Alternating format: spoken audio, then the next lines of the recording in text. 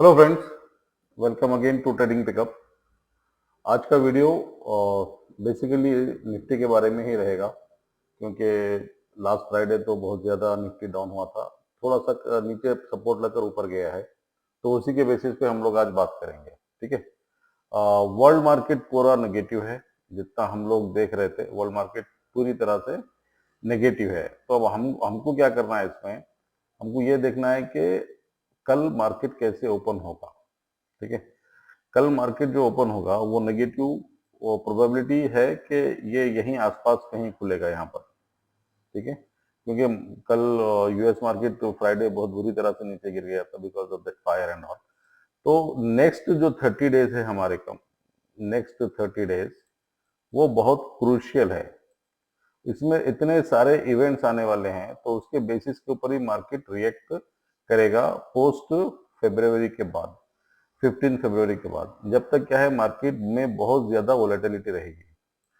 इतनी ज्यादा वोलेटिलिटी रहेगी, उसके बेसिस के ऊपर हम लोग क्या करेंगे, स्टॉक स्पेसिफिक अप्रोच रखेंगे कि भाई कौन से स्टॉक में मूवमेंट आ रहा है वही स्टॉक बाय करेंगे। क्योंकि अब पोर्टफोलियो जितना भी है उसी को साथ में रखो, कोई नई एंट्री लेने की जरूरत नहीं है। इंट्राडे ट्रेडिंग के लिए जो मोमेंटम मिल रहा है उसको ट्रेड करके निकल जाओ, क्योंकि अभी कुछ हालात ऐसे हैं मार्केट के कि कुछ बोल नहीं सकते। तो देर आर रीजंस, वो रीजन मैं एक्चुअली यहाँ पर लिख के रखा हूं कि एक रीजन है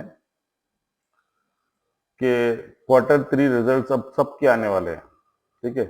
पूरे कंपनी के थर्ड क्वार्टर के रिजल्ट आने वाले हैं, तो वो रिजल्ट के बेसिस के ऊपर 16 फरवरी तक ये सारे कंपनी के रिजल्ट आएंगे। हर एक कंपनी का कुछ अलग अलग डेट में रहेगा, तो उसके बेसिस के ऊपर मार्केट रिएक्ट करता है। ये आपको भी पता है, जो भी कंपनी के रिजल्ट अच्छे आएंगे या बुरे आएंगे, उसके बेसिस के ऊपर मार्केट रिएक्ट करता है। क्योंकि देखिए, लास्ट जब टीसीएस का रिजल्ट आया तो आपने देखा कि जैसा मैं बताया था एग्जैक्टली वैसे ही हुआ है।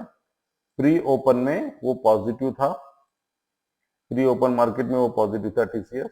जैसा भी ओपन हुआ है, फर्स्ट जो कैंडल बना था वो डोजी टाइप कैंडल बना था। ओके, इस तरह का कुछ कैंडल बन गया था वो डोजी टाइप, इसके लंबे लंबे विक्स थे।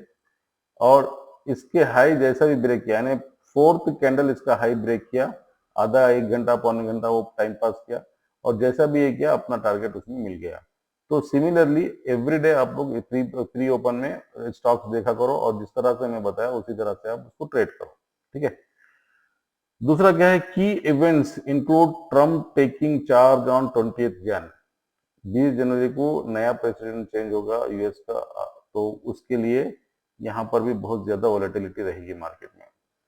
फिर उसके बाद तीसरा है US Fed policy on 28 to 29 जन। ये पूरे वर्ल्ड इकोनॉमी पे इम्पैक्ट करेगा इसका। ठीक है, वर्ल्ड इकोनॉमी पे, ये यूएस फेड पॉलिसी का पूरी वर्ल्ड इकोनॉमी पे, क्योंकि नई गवर्नमेंट आई है तो क्या क्या पॉलिसीज लेकर आते क्या है, इसके हिसाब से यहाँ पर ये डिसीजन होता है।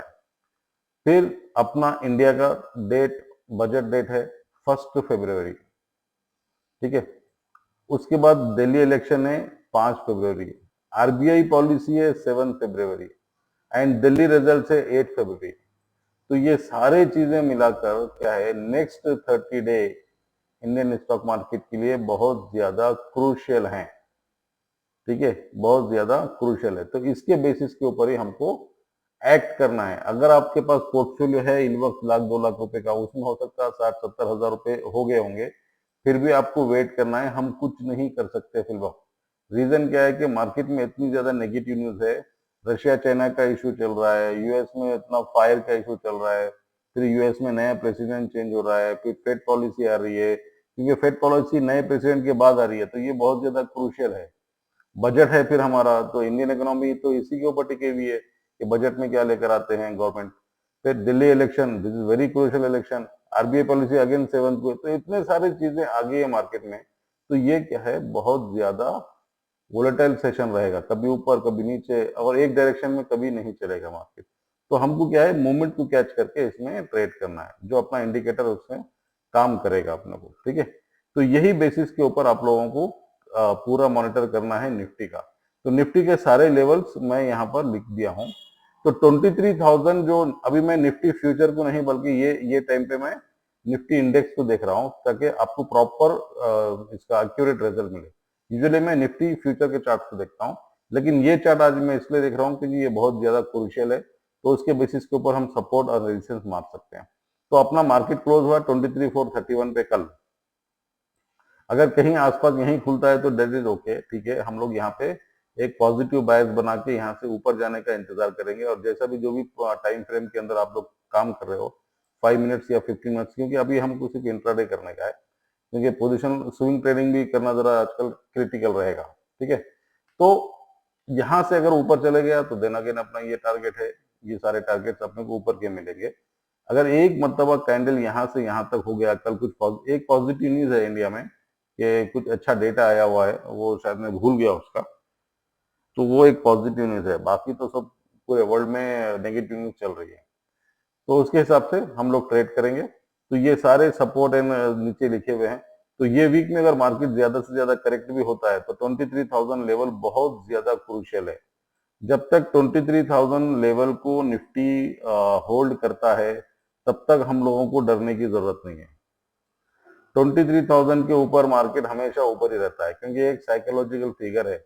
लेकिन द मोमेंट ये 23,000 ब्रेक कर दिया, देन फिर वहां पे पैनिक सेलिंग आएगी, फिर वहां से 300-400 पॉइंट का अपने को अगेन फॉल दिखेगा।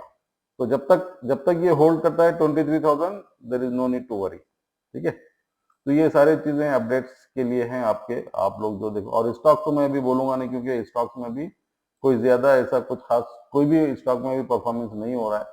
ओनली आईटी सेक्टर हुआ था फ्राइडे, लेकिन अब नेक्स्ट कल क्या होने वाला है आईटी सेक्टर का वो भी बोल नहीं सकते अपन। तो वो बेसिस के ऊपर हम लोग कल जब मार्केट ओपन होगा, प्री ओपन में देखेंगे क्या सिचुएशन है, उसके अकॉर्डिंगली काम करेंगे, ठीक है। Thank you very much.